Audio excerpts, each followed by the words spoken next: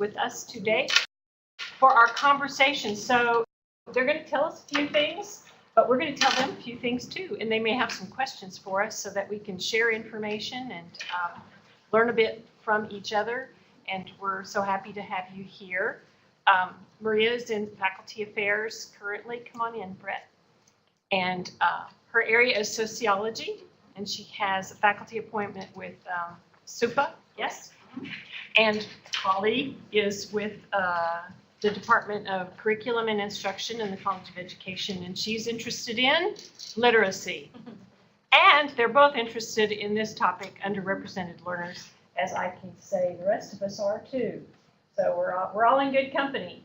And so thank you for coming, and we'd like for you to feel comfortable and listen up and also share all your good information that you have too.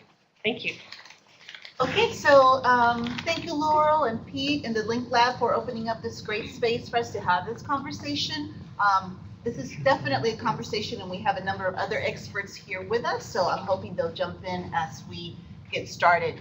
So I want to talk a little bit about HSIs and sort of open up our discussion kind of broadly, and then Holly will definitely get us into a more narrow sort of specific area. But as many of you know, we're a Hispanic serving institution, which to the federal government means that our undergraduate enrollment is at least 25% Hispanic, right? I think we're about 27 something, but that keeps growing. So we look forward to continuing to use that designation to bring some resources to our campus that can help our students. I just came back from a conference called the OSSI conference. And this is the Alliance of Hispanic Serving Institution Educators. The camera can see that, it's probably glaring. But this is a collaborative of folks from Hispanic serving institutions that get together every year and share best practices. What's working at your institution, right?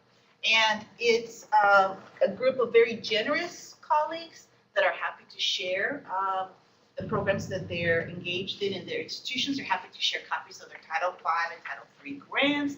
They're happy to be on call for those of us who are emerging HSIs to call and ask for advice. So I would encourage folks to look up OSSI, HSIE, as a resource in this area.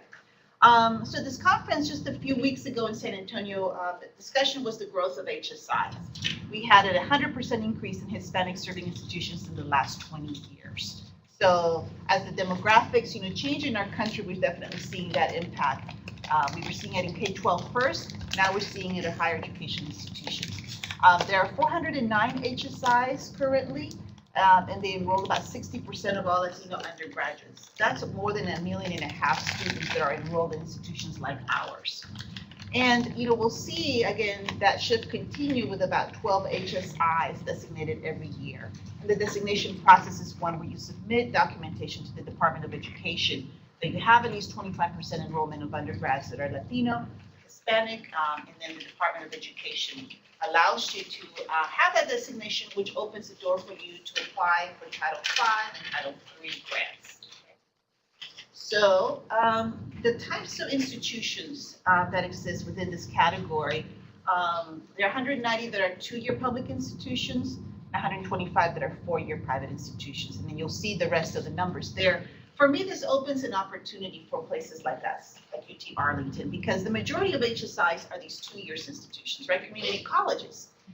And a lot of the practices and a lot of the work that's shared focuses on community colleges and the work that they're doing to retain Latino students and get them to a 4-year university. There's not as much data or evidence about 4-year public urban institutions. Okay, we kind of have the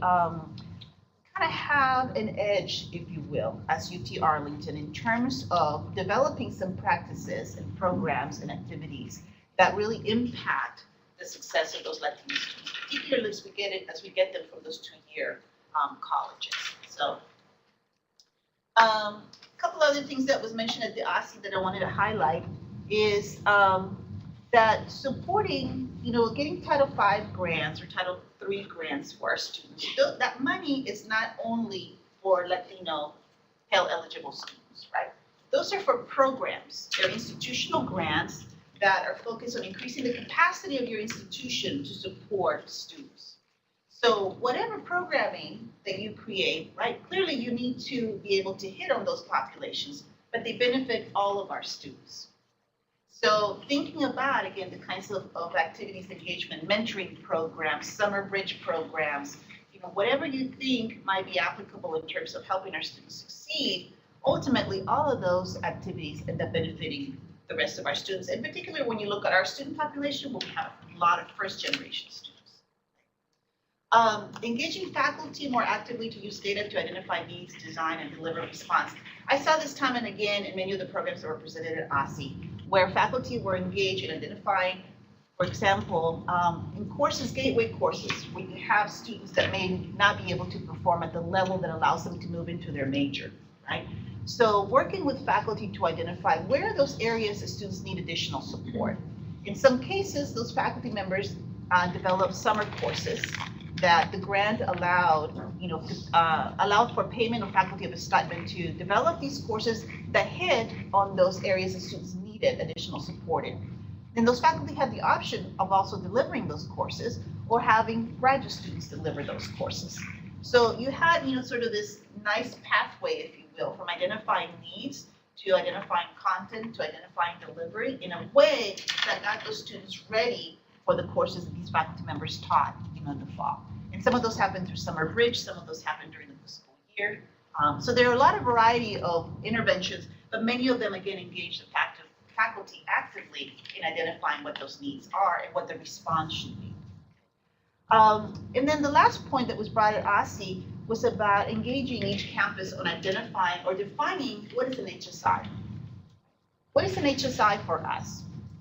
How do we identify ourselves in terms of being a Hispanic-serving institution in an urban area, the fourth largest metro area in the country, with a large immigrant population, but also a large, U.S.-born Latino population, a lot of first-generation students that cross race, ethnic categories, right? So what does that mean in terms of creating an agenda for the success of our students? Because that's very different, our identity as an HSI, from a 2-year rural community college, right? Or a CSU, California State University, that may be located in Merced or Dominguez Hills, the San Jose Valley. We're all very different. What does that mean for us? And how do we start having those conversations with all of our stakeholders to figure out who we are and how do we identify then as targets for resources that we need to support our students? And what else did I have? Best practices. Focusing on serving a non-traditional student population. So we know, you all know this, and if you all in the audience, I'm sure know, not the 18-year-old out of high school student. For the most part, our students are a little older, right? Early 20s, they're working 1, if not 2 jobs. Many of them have families. I found with my students when I was teaching in School of Urban and Public Affairs is that they're very, very focused on their coursework in terms of what do I need to do to finish on time, because often they're paying for their own education. So thinking about who is our student, how do we define them? What are those characteristics that we need to identify in order to better serve them? And moving sort of beyond, again, sort of the 18-year-old typical straight out of high school student who's full-time, whose parents may be paying for their education, who are only focused on their coursework. The other is many of the programs in OSSE talked about developing a mix of online and on-campus support. So mentoring of students. Moving beyond the model of a mentor being a person that you physically meet on campus to a model where you have a mix of online support, a mentor that's available during particular periods of days or evenings that you could call, that you could Skype, that you could FaceTime with and have a response to your question. Creating online support groups, so they're virtual communities. Some are using Second Life and other kinds of tools like that. Really thinking about, again, in terms of our non-traditional student, how do we best serve them where they're at? And then also extensive data mining to target students before failure. One of the universities, I think it was CSU Dominguez Hill, for example. No, it was a community college, I think that was a community college, who identified students as they reach the 60 credit hours of their program, for example.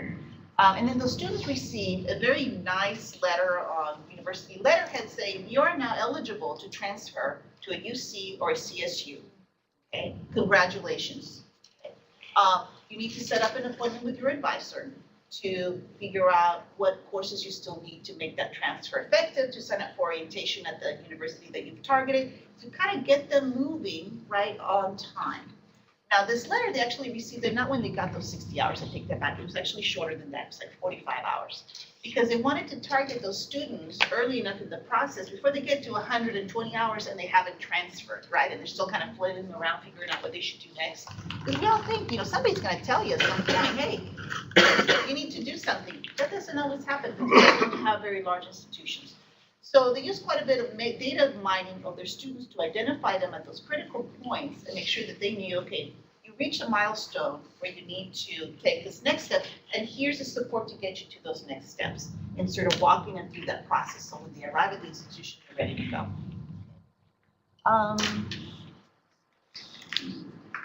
So let me stop there and turn it over to Holly. When we were asked to do this, Laurel asked if we would focus on our current work.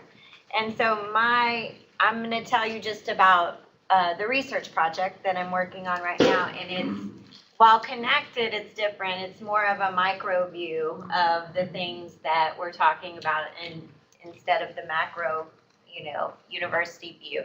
And I've always done work that has made suggestions for universities more broadly, for underrepresented learners more broadly. This is the first time I've turned in and focused on my own practice, my own classes, how to morph my own pedagogy to meet student needs. And so I'm just going to show you a little bit about what's going on, maybe as sort of a more case study view of the kinds of work that faculty can do here on campus and the kinds of things that we can work toward.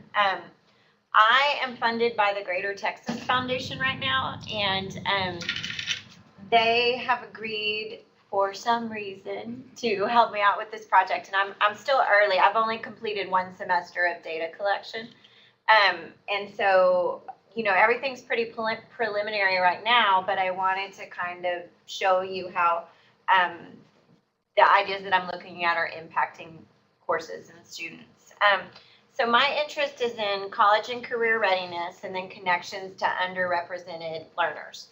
But I do pre-service teacher education. So there's another thread that runs through my work, and it's this idea of we are serving underrepresented learners who are going to become educators who then go out and serve underrepresented learners. Okay, so assuming that not all of our students arrive with what some traditional folks would call being college ready, but in turn they're going out to create college ready classrooms.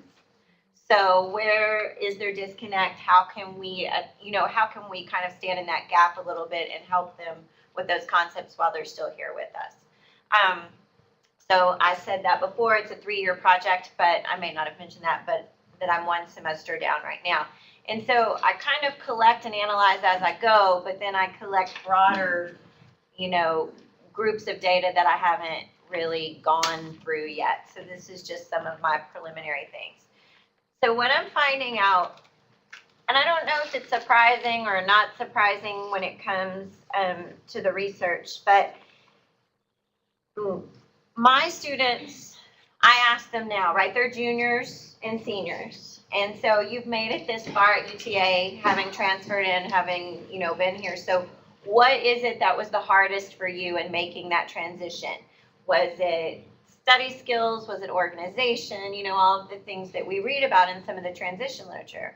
Well, my students overwhelmingly feel that the things that they've struggled with the most is any sort of metacognitive exercise. Figuring out about their own learning, how to organize their own learning, the ways that they think or improve their thinking, those things have been the hardest for them to learn here. And then critical thinking. Any kind of writing that has made them think critically, any kind of class discussion, overwhelmingly, these were the things that they came out of high school wishing that they had been better at. Okay, and obviously they've been successful here because they're matriculating, right? And to get into the College of Education, you need a 3.0 GPA. So they've all, they've made it this far. Now, most of them aren't four-year graduates. Most of them, it's taken them a bit longer just because they're adding certification to their degrees.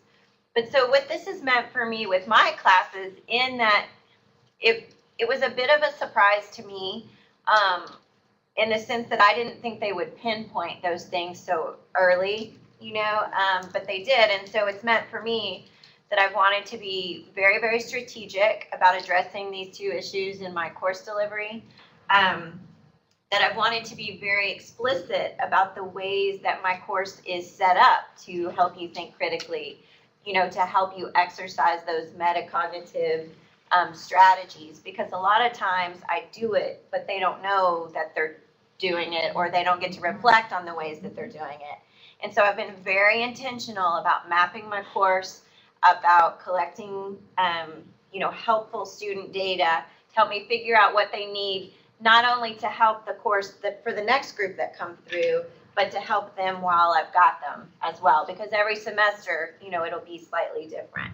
And so I collect survey data, I do video interviews, and then, I do some kind of class discourse discussion recordings and things like that. And then, their assignments are helpful to me too. I study those.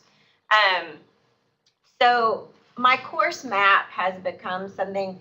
I had a 3-year grant prior to this, and it was a partnership with AVID, Advancement via Individual Determination, and they're a college readiness nonprofit in the U.S. And they helped us as a department. That project helped us to map our degree plans and our programs to where we were talking about when we want students to learn particular strategies, things like that, as far as, because we're doing future teachers, right? That's our gig. So when do we want them to learn this strategy? When do we want them to practice it? When do we want it?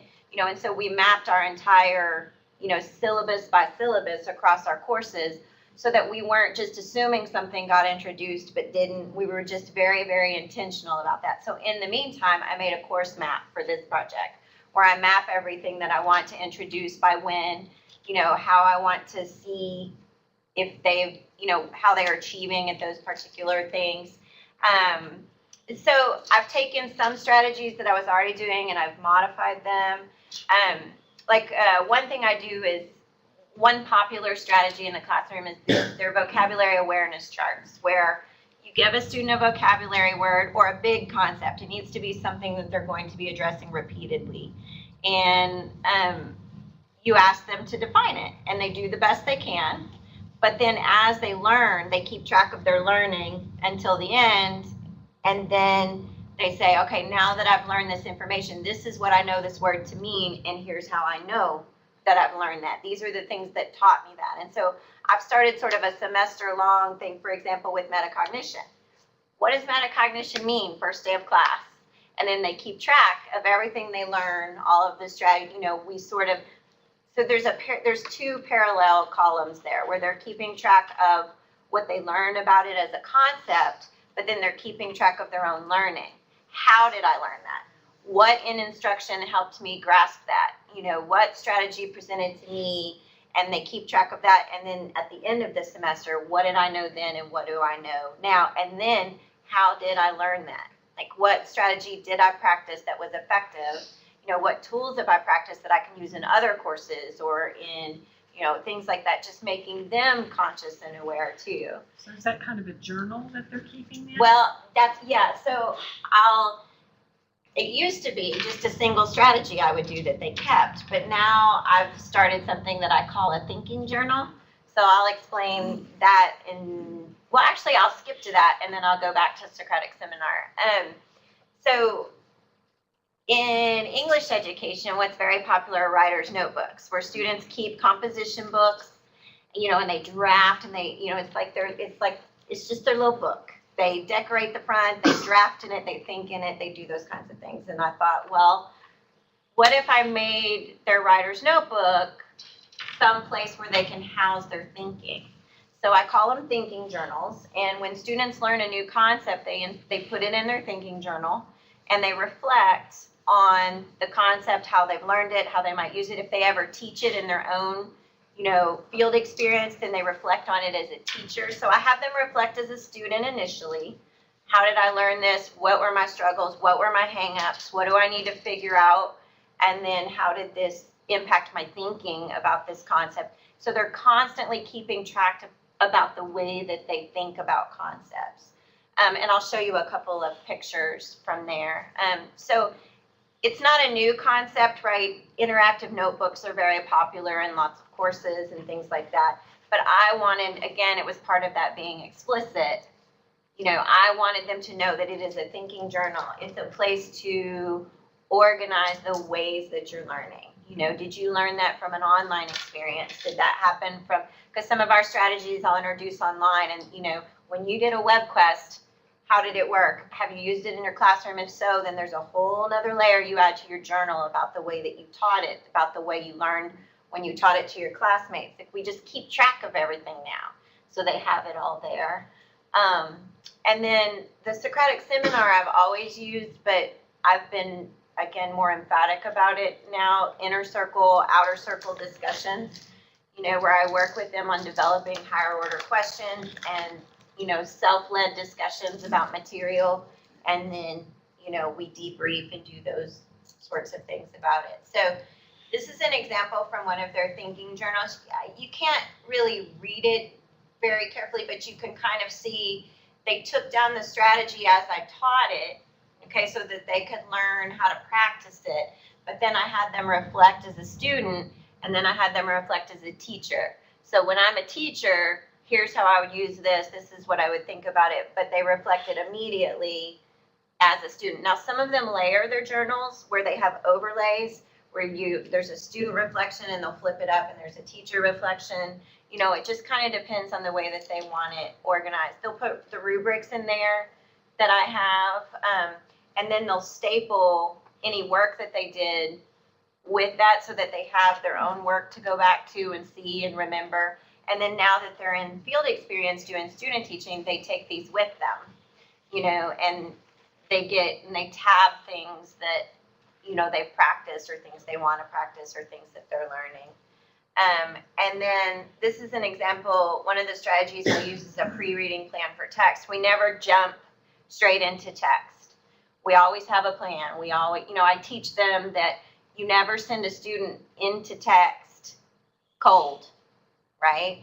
That you help activate whatever it is that they know about the concept. You have a plan for what you're going to do while you're reading. There's some strategies that I use with them like that. And again, they keep track and then they reflect. And they can organize their thinking journal any way that they want, as long as it has these basic criteria for the things that I look for.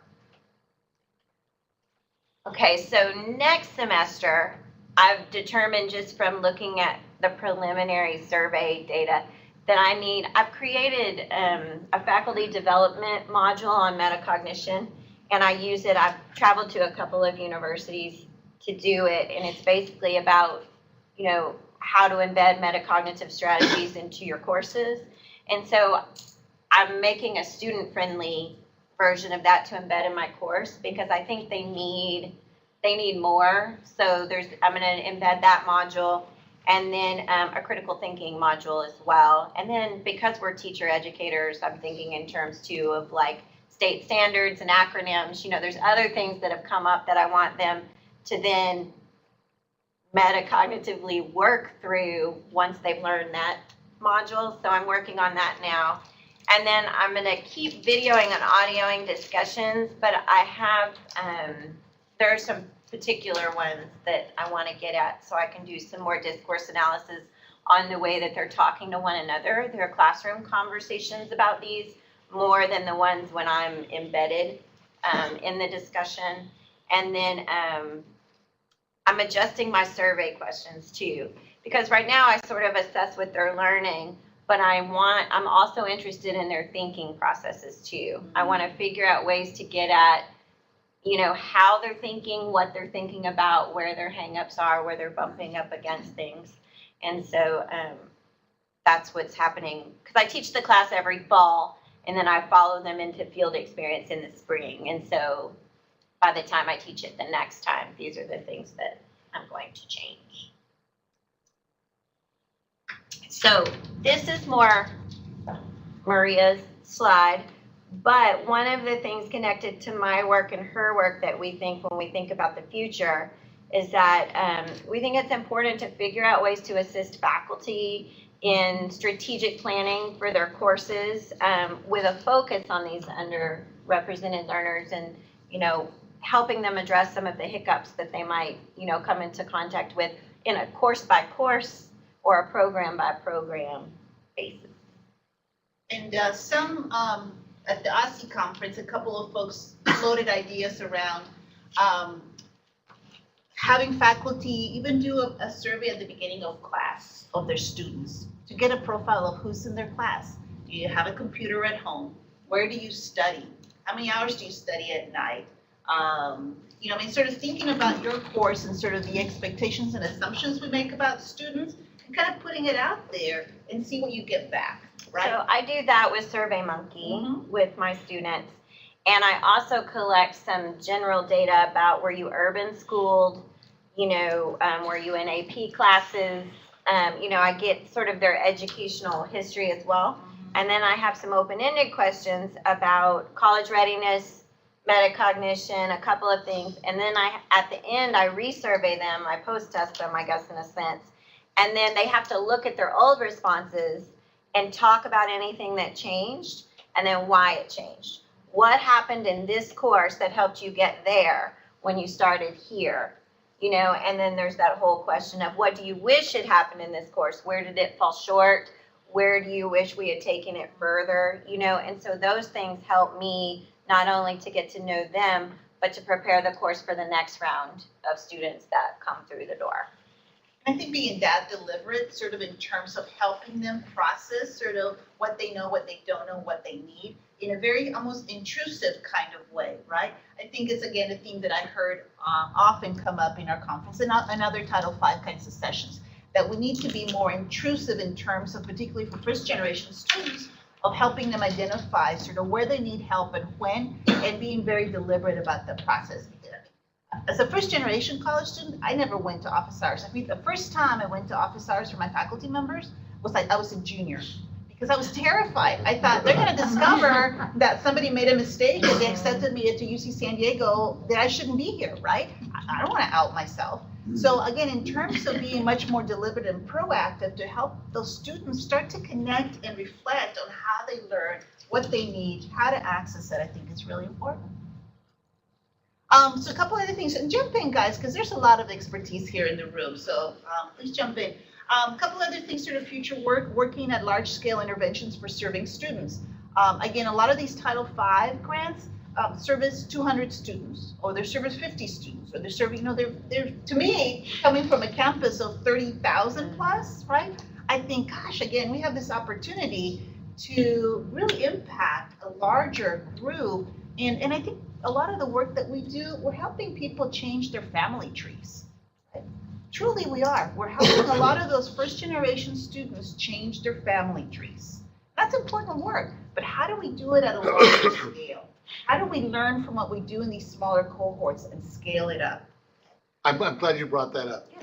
One of the things that we're looking at, and the new Vice President for Student Affairs has come up with a thing that we call innovations.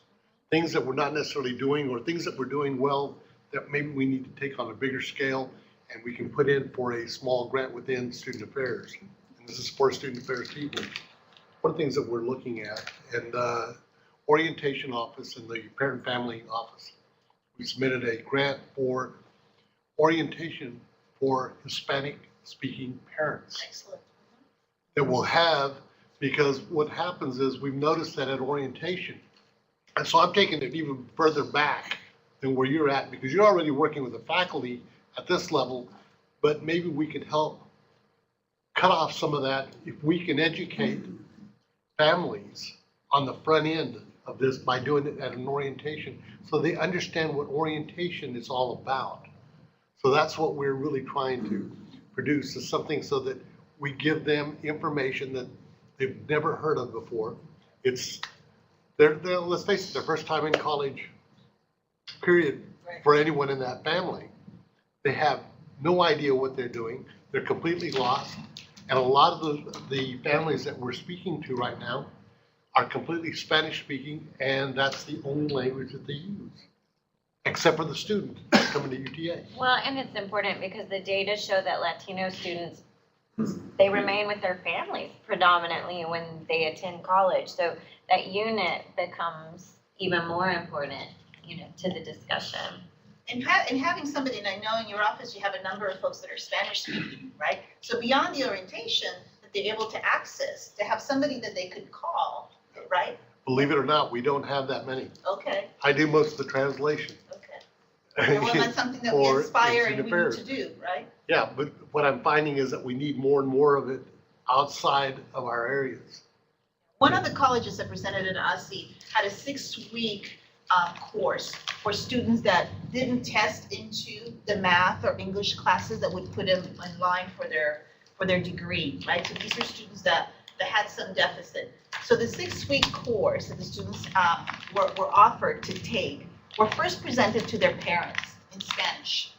And the students that had sort of very strong, particularly moms, in terms of being supportive of their kids' education, had a better rate of completing that 6 course than those parents that maybe were less engaged. So engaging those families early on in terms of, helping, understanding what exactly they need to do, what the expectation is, and also how that pays off in the end. Because the students that finished the 2 courses over the summer, then were able to start with the course at the level of coursework that they needed to be able to enter their major. When they offered these courses in the spring, in the fall, many of those students didn't finish. But the summer was intensive enough and families were engaged, through that process enough that they really provided an impetus for students to finish. So yeah, I would agree, families are really critical, but it's a relationship, right? How do we keep that relationship going? Another sort of future work, engaging numerous stakeholders in redefining success for our students, including we need to engage our students more actively.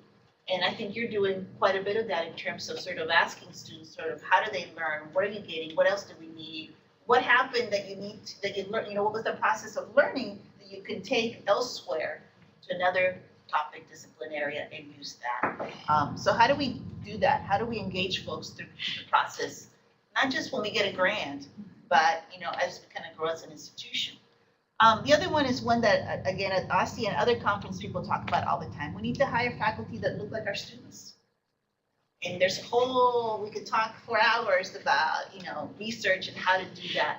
But definitely it was at the top of the agenda of a lot of the folks talking at OSCE and also the feds. The Title V, 2 of the Title V program officers came and talked about, we need to really pick it up a notch in that area.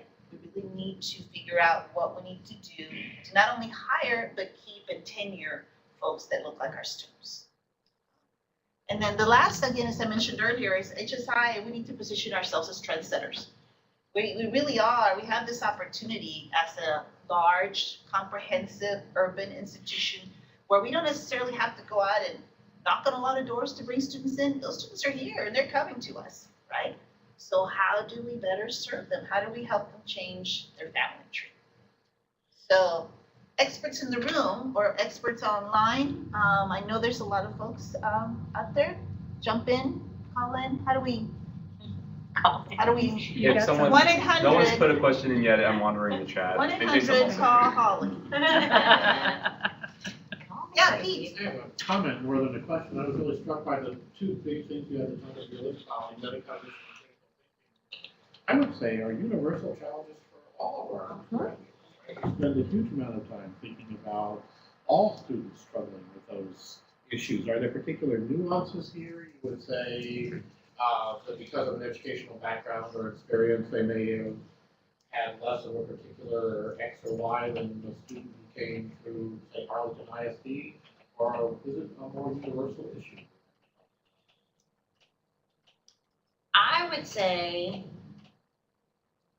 with metacognition, definitely universal, right? But I think that that's a benefit too, in the sense that the things that you're changing for your course, you know, a focus on that is not going to harm anyone. I have a PhD and it's changed like putting that metacognitive thread through my own work has changed the entire way, and my degree's in teaching, you know, and it's changed the way that I look at my own work, at my own process. So I don't see it being, you know, harmful for anyone. But as far as my sample's so small, you know, my course is so small, so it's hard for me to make any kind of, the critical thinking tends to be a little bit easier to point at. With the International Baccalaureate or, you know, AP programs, we tend to leave the critical thinking there rather than in the, you know, the grade level tracks in our schools. But that's a bigger issue, I think, of tracking and detracking and those sorts of things. Jennifer, let me put you on the spot. She leads our TRIO program, so she interacts with a lot of the students I think that we're talking about. So what's your sense of how they're doing, sort of needs, metacognitive issues? First of all, I think with the population that we're working with, a lot of times to identify themselves and that they have deficiencies and come forward and seek out services is a big step, because sometimes we find that they're in this college culture, and being first generation, some of them are trying to keep up with the Joneses. They're trying to put on this persona that I'm doing well in this class, and until I have my 4-week report or until I have my midterm, all is going well.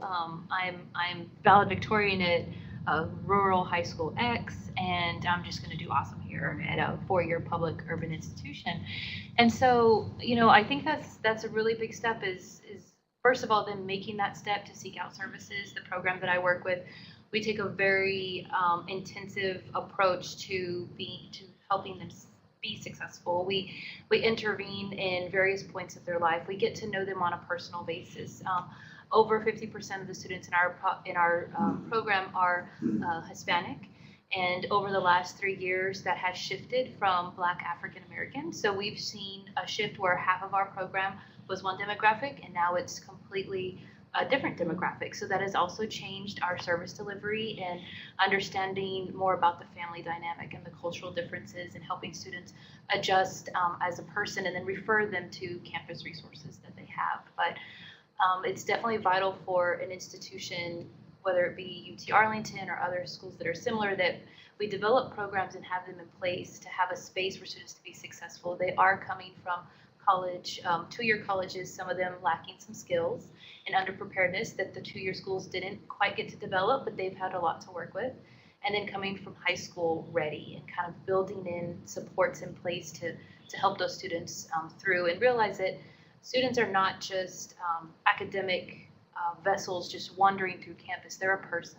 They're a person whose personal life plays into the type of students they are, their work life. Some of them have families, and seeing students more holistically. I think that's a shift that we've had in the last 10 years plus, where we're starting to look at students in a different light than we have in previous decades as we look at higher education.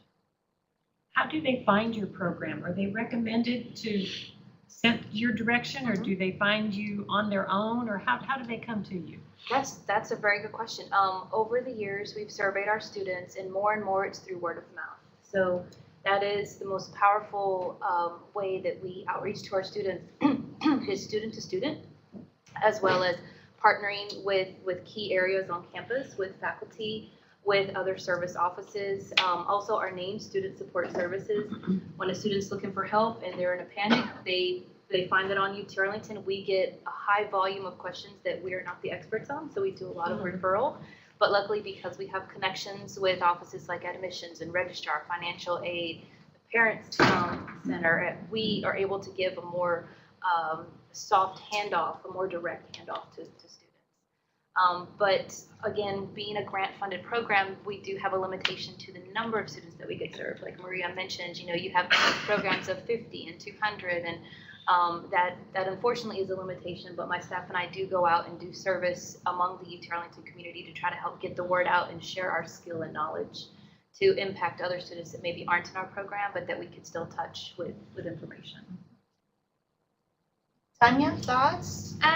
Well, mine might be a little broader. I think there's a lot of to backtrack, I think that one really good point that you and Jennifer both touched on is while we talk about being at HSI, I'm always a proponent to remember that this program falls under minority serving institutions in the Department of Ed, and our Hispanic population is what gets us to that tipping point that makes us eligible for these programs, but they really are, they have a history beyond just what their name implies, and that they are truly for the grants themselves, or the qualifications are for underrepresented populations, but the benefits truly are university-wide for all students for those grants that we can get. I see on our beautiful blue and orange road that we have here at UTA, I see a lot of potholes for our first generation students, which I think that a lot of us tie those to our underrepresented populations. While they might not be totally inclusive of each other, they tend to represent each other. And from my perspective in financial aid, I can think of, and in compliance that we look at, for one thing, we admit students. Then most of these students are eligible for financial aid packages that cover most of their tuition and fees and make it affordable for them to attend our institution. However, we don't have the loan counseling services and the other things, and a lot of these populations, this is their first time because they are first generation, they don't have anyone to disseminate that information for them. Then they get in, their tuition's paid for, and they're going along the way, and we are moving into a stricter compliance area this May. We will have a stricter SAP requirement, or satisfactory academic policy requirement, for the first time ever for our financial aid that our institution has. And as we go down that road, this group is in that kind of gray area. So and I think it's kind of looking at our programs holistically, and as an institution, are we developing minimum requirements, policies and procedures, things that we're not setting these students up to fail to begin with. I think like the programs that you mentioned earlier, where they have these bridge programs and summer programs, that's great, but somebody has to pay for them because their financial aid doesn't, and most of these students aren't in the position to do that. So I think whatever we can do as an institution to look at specific grants for programs. One thing that always intrigues me is my son, I'll just use an example, last night had an opportunity. I have a 16-year-old high school student. He had an opportunity to sit in one of our architecture survey courses because that is of interest to him. And he was talking about the diversity in that classroom and how impressed he was. And I thought, how do we, I don't know that same diversity at that level in a survey course or in your group that's getting ready to go out and teach, are our first generation freshmen getting that experience too, or have an opportunity for that, or are our new coming transfer students having an opportunity of that? The only reason that my son was afforded that opportunity is because I'm not a first generation college student, and I knew, I knew to ask for it. How do we educate either their advisors, their parents, those kinds of things, to do those things for those students that will make them be successful? So those are the kind of things it's gonna show them the future almost, right? I mean, this could be you here sitting in this class. Take a look at it, taste it, feel it, sort of help them cement maybe a little bit more sort of what they're working towards. Because sometimes you feel like you're going to school endlessly, right? Mm-hmm. They're never gonna get to that goal, especially in the PhD. You're really talking about the admission piece here, and that's part of that other program that I keep trying to move along, but again, it's how much time do you have as a small shop to get some of these things accomplished. For those of you that don't know, one of the things that we've been putting together is, and it was just a simple concept. You think of all these parents that walk their kids to the bus stop, and then what do they do afterwards? They get together and have a cup of coffee or something, and they kind of visit with one another, and then they start sharing the stories. And so what the idea, the concept that we had was, and Julian Rodriguez, who's in UTA News and Espanol, was helping me with this, is we were going after a lot of those parents, educating them about financial aid, all admissions, all the information, because parents will share that information when they get together. So we need to create those environments and those teaching environments where we can teach them in Spanish so that they can go out and speak to the other parents in Spanish, because that group just keeps growing and they're very loyal about doing those kinds of things. That's one thing about the Hispanic population that we've discovered, that they're very loyal about helping one another and teaching someone else. And they always like to be in the know. You know, who doesn't like to be in the know and help another person out? But so we started this thing in Irving. So we've got these, it's almost like UTA ambassadors, but they're parent ambassadors. Okay, I have 2 ambassador programs. One is for the ambassador program for the Parent Family Center. The other is just parent ambassadors for UTA. And they go out and they sell our story and our programs to other parents. And it's just over coffee. It's a real simple little concept. Doesn't cost us a whole lot. Just a matter of more time, you know, more Saturdays that you spend at the university, but it's well worth it. And you see some of the, we're starting to see a lot of the students that are coming here because of that, because they feel closer, a connection, a real connection with the university.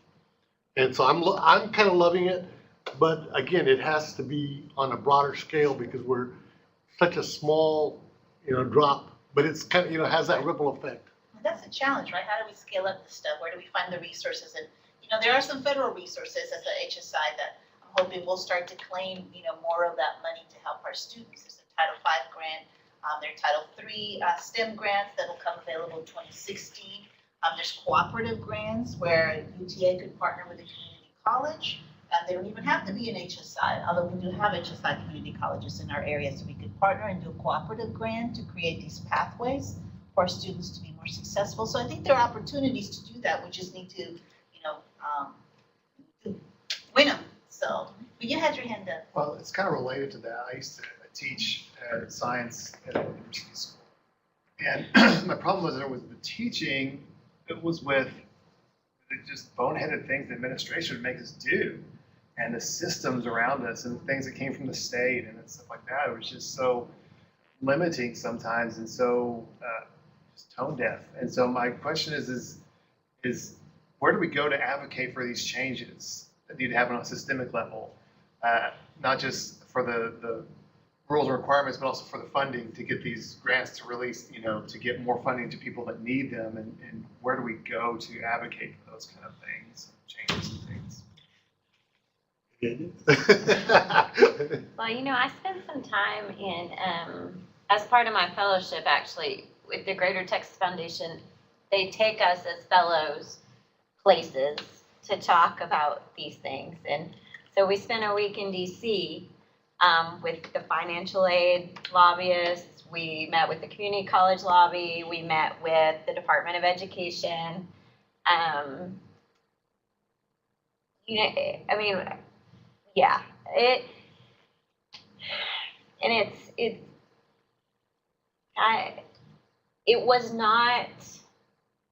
was enlightening, but the way that research is used is very different. You know, it has to be condensed to this really like 1-page manageable where someone, and you know, it's very different from, I think, sometimes the kind of work we're doing. And so that translation to policy is really, really tricky when you're talking, and that's what I learned from my visit, that we need to learn as researchers new ways to talk, new ways to introduce, right?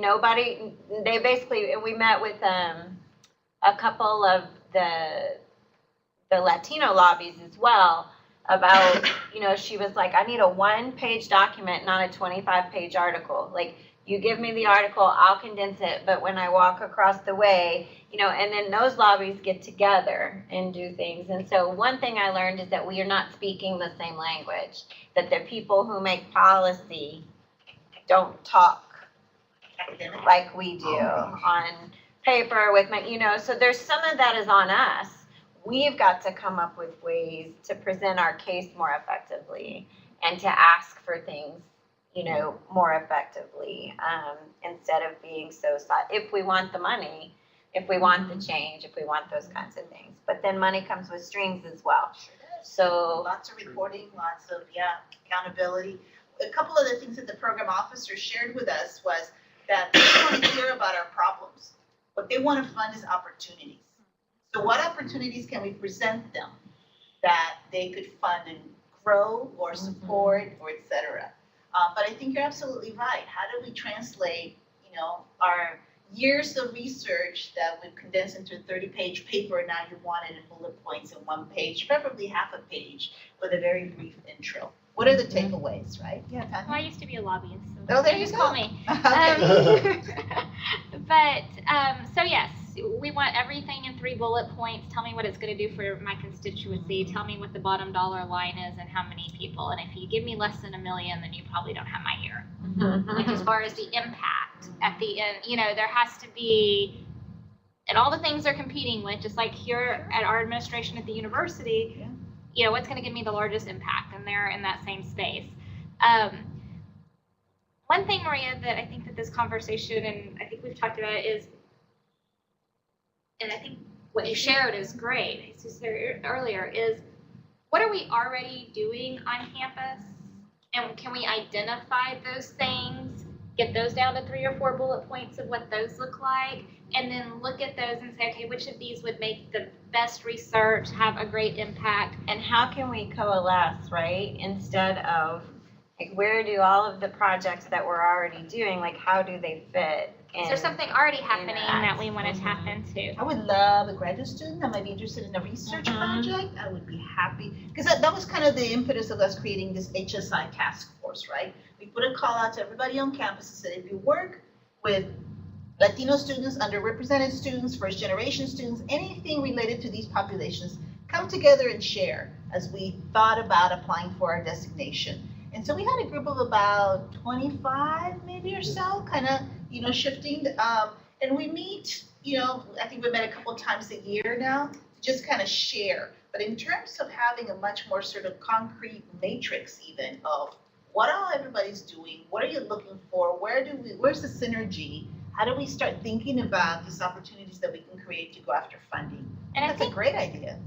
you know, maybe a student focus group or something, because one thing, you mentioned AVID, and you might not have a response for what I'm going to ask Holly, but my son attends a non-underrepresented school. It is becoming that way in the neighborhoods are changing, and it's becoming that way in the elementary level school. And they're starting AVID, and because it has been a non-underrepresented, they are having a very difficult time getting anyone to associate with AVID. While the benefits are huge,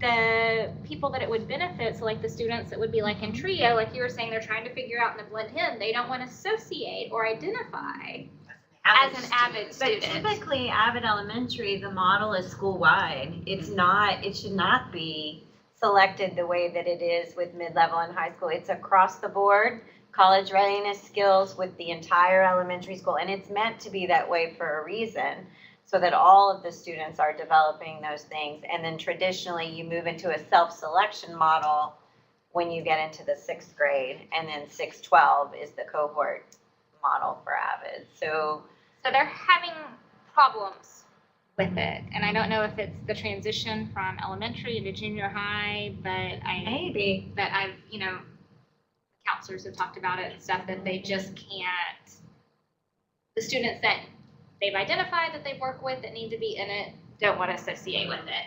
And I was just kind of wondering, do we need to look at our own students that way, in the sense of, I don't want to be identified as an underrepresented learner, and therefore I have my hat, and with my hat I get to go to this building and get these special services.